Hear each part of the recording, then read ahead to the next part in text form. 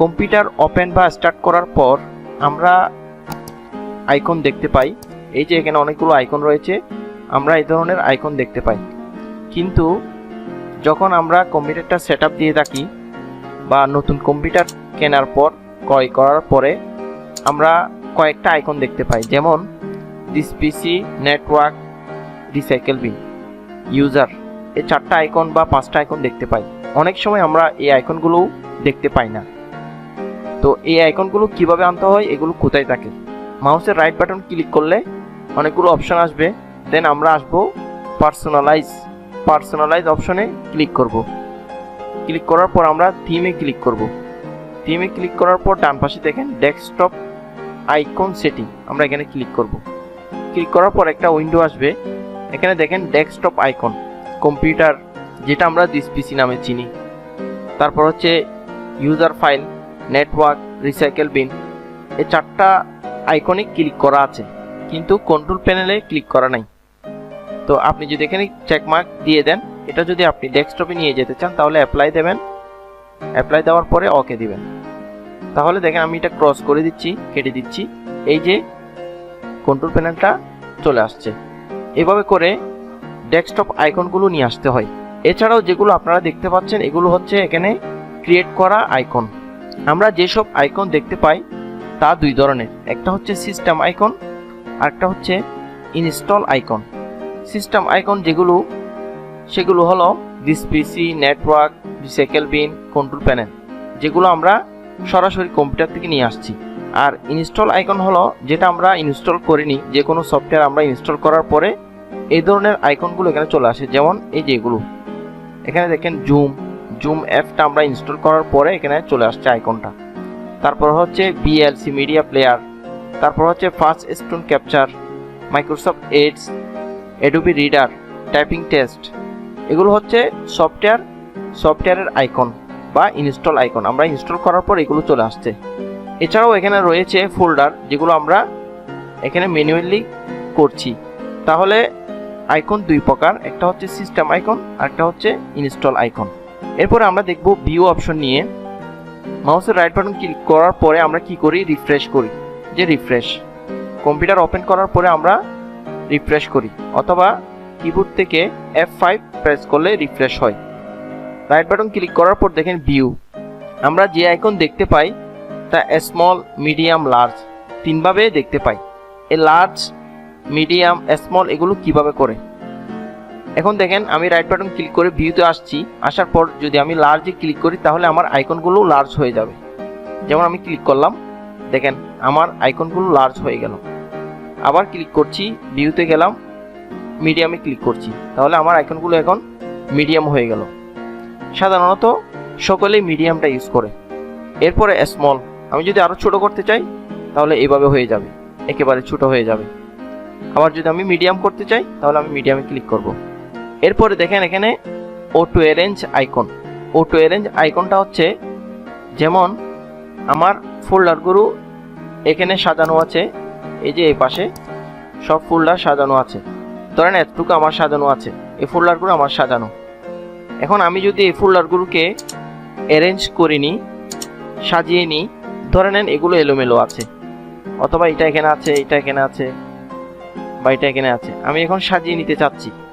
তাহলে আপনি কি করবেন, রাইট বাটন ক্লিক করবেন, ভিউতে যাবেন, অটো অ্যারেঞ্জ আইকনে ক্লিক করবেন। দেখেন আমার সবগুলো কি হয়ে গেল, সাজিয়ে গেল। আমার সবগুলো আইকন সাজানো হয়ে গেল।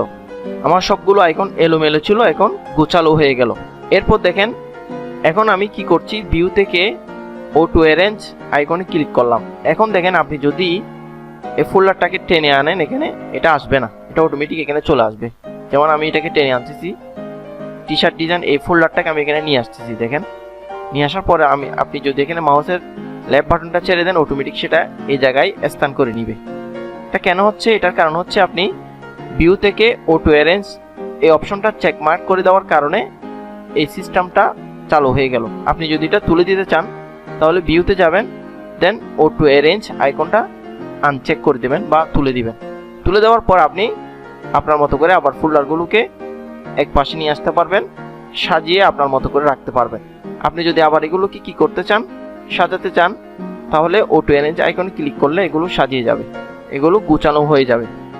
এরপরে হচ্ছে ধরেন আপনি আপনার ডেস্কটপে গুরুত্বপূর্ণ কাজ করতেছেন, কাজ করার সময় ধরেন কোনো শিশু বাচ্চা আসে আপনাকে আপনার নিকট ডিস্টার্ব করতেছে, তখন আপনি তাকে আপনার ল্যাপটপ বা ডেস্কটপটা দিয়ে গেলেন, কিন্তু আপনি আশঙ্কা করছেন যে আপনার ল্যাপটপে বা ডেস্কটপে আমি যদি তাকে দিয়ে যাই তাহলে সমস্যা হতে পারে। তো এক্ষেত্রে আপনি এই আইকনগুলোকে হাইড করে রাখতে পারেন। কিভাবে করবেন? রাইট বাটন ক্লিক করবেন, ভিউতে যাবেন, এই যেখানে দেখেন শো ডেস্কটপ আইকন, আপনি এটা আনচেক করে দিবেন। তাহলে দেখেন আমার এই পুরো স্ক্রিনটা এখন খালি। আপনি যদি আবার নিয়ে আসতে চান তাহলে ভিউতে যাবেন, এখানে চেক মার্ক করে দিবেন, তাহলে কি হয়ে গেল, আমার সব আইকন আবার চলে আসছে। এরপরের বিষয় হচ্ছে আপনি যদি কোনো আইকনকে বা ফোল্ডারকে লেটার অনুসারে বা নাম অনুসারে বা সাইজ অনুসারে সাজাতে চান, তাহলে এই কাজটা কিভাবে করবেন? যে এখানে অনেকগুলো ফোল্ডার আছে, অনেকগুলো আইকন আছে, এগুলোকে আপনি চাচ্ছেন যে নাম অনুসারে সাজাবেন, অর্থাৎ ABCD যেভাবে সিরিয়াল আছে ওইভাবে সাজাবেন। অথবা আপনি চাচ্ছেন যে আপনার যে ফোল্ডারটা বড় ওটা ওইভাবে সাজবে, যে ফোল্ডারটা ছোট ওটা ওইভাবে সাজবে। ওই কাজটা কিভাবে করবেন?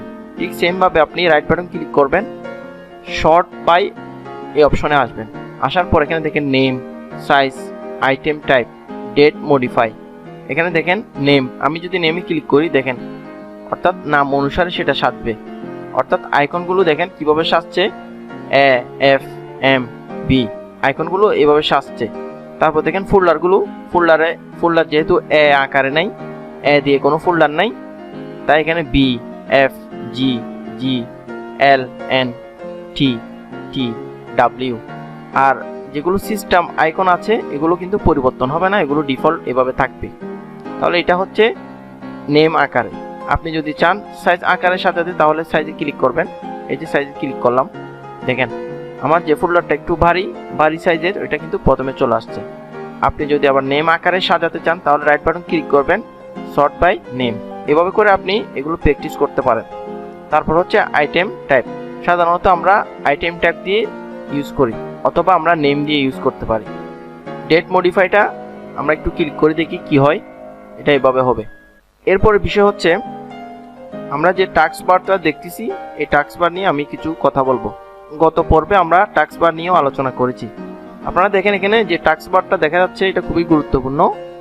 ধরেন আপনি কোনো কাজ করতেছেন যেটা আপনার বারবার প্রয়োজন হয়, ধরেন আপনি এমন একটা সফটওয়্যারের কাজ করেন যে সফটওয়্যারটা আপনার বারবার প্রয়োজন হয়, এক্ষেত্রে আপনি এই সফটওয়্যারটাকে আপনি আপনার টাস্ক বারে রেখে দিতে পারেন। যেমন এই যে মাইক্রোসফট ওয়ার্ড, এটা আমি এখানে রেখে দিয়েছি। তারপর হচ্ছে স্ন্যাপিং টুলটা এখানে আমি টাস্ক বারে রেখে দিয়েছি। তারপর হচ্ছে গুগল ক্রোম, ঠিক আছে, ইত্যাদি সফটওয়্যারগুলো আপনি আপনার টাস্ক বারে রেখে দিতে পারবেন। এই কাজটা আপনি কিভাবে করবেন? চান্স বক্সে আমি কি লিখবো, ওয়ার্ড লেখার পর ওয়ার্ডটা চলে আসছে এখানে, আমি এখানে ক্লিক করছি, ক্লিক করার পর এটা এখানে চলে আসছে। আমি ব্ল্যাঙ্ক ডকুমেন্টে গেলাম, যাওয়ার পর রাইট বাটন ক্লিক করে পিন টু টাস্ক বার করে দিলে সেটা এখানে দেখে যাবে। আর যদি আমি কেটে দিই তাহলে এখান থেকে চলে যাবে। পিন টু টাস্ক বার করে দিলাম, এখন আমি কেটে দিচ্ছি, তাহলে এই সফটওয়্যারটা এখানে রয়ে গেল। এখন আমি যদি ক্লিক করি সাথে সাথে ওপেন হয়ে যাবে। এভাবে করে যে কোনো সফটওয়্যার আপনি পিন করে রাখতে পারেন, পিন টু টাস্ক বার। অন্যভাবে করা যায়, সেটা হচ্ছে আপনি স্টার মেনুতে ক্লিক করবেন, ক্লিক করার পর আপনার সফটওয়্যারগুলো দেখবেন, প্রয়োজনীয় যে সফটওয়্যার থাকে এগুলো আপনি এখানে পিন করে রাখতে পারেন। যেমন আমি চাচ্ছি নোটপ্যাড, ক্লিক করলাম, এই যে নোটপ্যাড, রাইট বাটন ক্লিক করবেন, পিন টু টাস্ক বার করে দিলে সেটা এখানে চলে আসবে। এই যে পিন টু টাস্ক বার এখানে চলে আসছে। আবার যদি কেটে দিতে চান রাইট বাটন ক্লিক করবেন, আনপিন ফ্রম টাস্ক বার, এখন চলে যাবে। অন্যভাবে করা যায়, আপনি স্টার বাটনে ক্লিক করবেন, ক্লিক করার পর নিচে আসবেন, এই যে এক্সেল, আমি চাচ্ছি এই এক্সেলটাকে আমার টাস্ক বারে রেখে দেব। তাহলে কি করবেন, আপনি এক্সেলের উপর নিয়ে যাবেন মাউসের কার্সর পয়েন্টটা, দেন লেফট বাটন ধরে এভাবে টেনে টাস্ক বারে এনে ছেড়ে দিবেন। দেখেন এখানে আমার এই এক্সেলটা টাস্ক বারে চলে আসছে। এভাবে করে আপনারা এই বিষয়গুলো প্র্যাকটিস করবেন। তো আজকে এখানে শেষ করছি। আপনারা যারা পূর্বের ভিডিওগুলো দেখেন নাই এগুলো অবশ্যই দেখে নেবেন। সবাই ভালো থাকবেন, সুস্থ থাকবেন এই প্রত্যাশা করছি। আল্লাহ হাফেজ।